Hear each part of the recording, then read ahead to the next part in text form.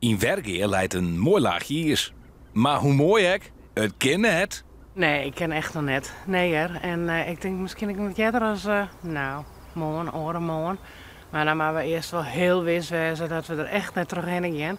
En dat er ik echt een 50, 60 man op kennen. Het bestuur van de ijsclub Leeds Begin in Jennevoort is al onder het vergaderen in West. En Geer neemt de ijskoord sta. Ja, dit ken nog net. Ah ja. Nee, de sjors het wel. Het is te min. Je kent het over 1 nacht ijs. En eigenlijk is het nog maar 1, 2 nachten ijs. Dus, en hoe die, dan is het weer zo warm. Juist er mooi het mooi. Juist ermee weer te weer riepen. Dus de zinnen die het oerdij zangkracht, dat. Maar ja, goed. Wat voorspeld is oren wieken, nou dat belooft een heel soort. Als het een beetje mij zit, kan Takkenwieken een tocht door de Jan Durkspolder organiseren worden.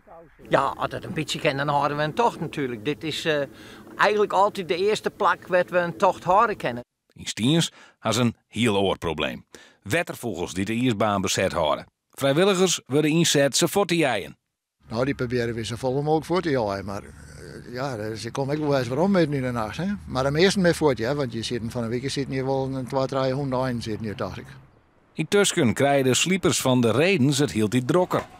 Ja, het wordt gewoon, met de uren wordt het drokker, met sliepje en meestal in de winkel.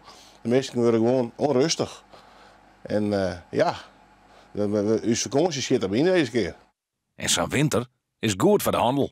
Ja, de meesten keer je ook al naar redens, want ze zeggen van oh, ben je misschien achter op of het is mooi druk in de winkel.